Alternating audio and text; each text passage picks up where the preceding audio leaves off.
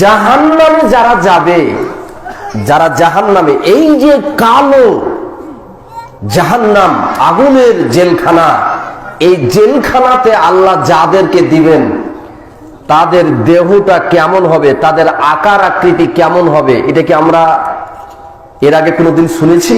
আমরা জানি, এ বিষয়ে জানা আছে যে আল্লাহ জাহান্নামে যাদেরকে দিবেন তাদের চেহারা স্রোত কেমন হবে। জাহান্নামে যারা যাবে, আমি কয়েকটা কথা বলবো, তাহলে আমরা বুঝতে পারবো যে জাহান্নামীদের অবস্থা কি। জাহান্নামে যারা যাবে তাদের কাঁধের বিষয়ে আলোচনা আছে হাদিসে।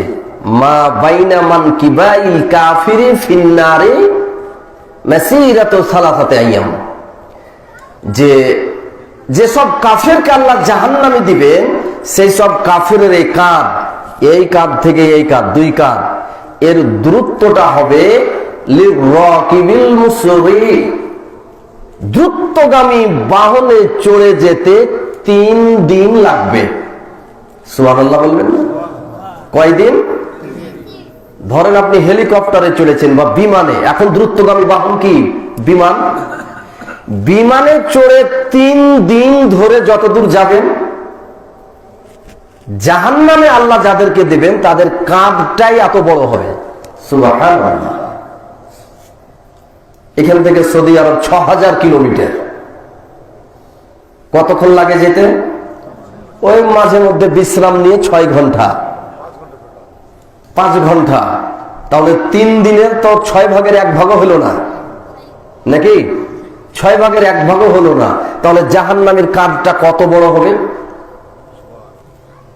অন্য হাদিসে আছে জিরসুল কাফিরে আও নাভুল কাফিরি মিসলু উহুদিন, জাহান্নামে আল্লাহ যাদেরকে দিবেন তাদের দাঁত, এটা কাঁধের বর্ণনা শুনলেন তো, দাঁতের ব্যাপার আল্লাহ বলছেন মিসলু উহুদ, উহুদ পাহাড়ের সমান দাঁত হবে।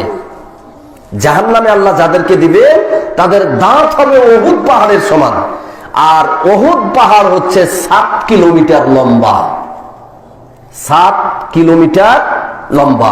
তাহলে জাহান্নামীদের এক একটা দাঁত হবে 7 কিলোমিটার লম্বা। ফাকিদুহু মিসলু বাইজা, জাহান্নামীদের এই যে রান কাঁচা, এই কাঁচাটা হবে বাইজা পাহাড়ের সমান। আর জাহান্নামীরাকে যেখানে বসা হবে, জাহান্নামীদের বসার জায়গাটা হবে মক্কা থেকে মদিনার যত দূর। মক্কা থেকে মদিনা কত দূর আপনারা জানেন? মক্কা থেকে মদিনার দূরত্ব হলো আপনার 425 কিলোমিটার। কত কিলোমিটার? 425। এখান থেকে ঢাকা কত দূর? 300 কিলোমিটার, বা অনুমান একটু কম বেশ 300 কিলোমিটার। কিন্তু মক্কা থেকে মদিনার দূরত্ব 425 কিলোমিটার। তাহলে ঢাকা নারায়ণগঞ্জ পার হয়ে আরো চলে যাবে নাকি? 425 কিলো যদি ধরি, নারায়ণগঞ্জ পার হয়ে চলে যাবে। তাহলে এত দূর কি হবে? জাহান্নামীদের শুধু বসার জায়গাটা হবে। তাহলে জাহান্নামীদের দাঁত এত বড়, বসার জায়গা এত বড়, কাঁচা এত মোটা। আর চামড়ার ক্ষেত্রে বলা হয়েছে এক হাদিসে 42 হাত মোটা হবে, আর এক হাদিসে 70 হাত মোটা হবে। এরকম হাদিস, শুধু গায়ের চামড়াটা এত হাত মোটা হবে। তাহলে জাহান্নামীদের শুধু দাঁতটাই যদি এত লম্বা হয়, চামড়াটাই যদি এত মোটা হয়, কাঁধটাই যদি এত বড় হয়, তাহলে আল্লাহ যাকে জাহান্নামী দিবেন সে কত বড় হবে? অনেক অনেক বড়।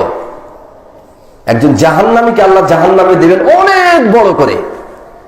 কেন দিবেন? এত বড় করার দরকার কি ছিল আল্লাহ? বড় করে দেওয়ার একটাই কারণ, এই জাহান্নামীকে বেশি করে শাস্তি দেওয়া। আল্লাহ তাআলা বলছেন ইন্নাল্লাযীনা কাফারু বিআয়াতিনা সাওফা নুসলিহিম নারা কুল্লামা নাদিদাত জুলুদুহুম বাদদালনাহুম জুলুদান গায়রাহা লিয়াযুকুল আযাব।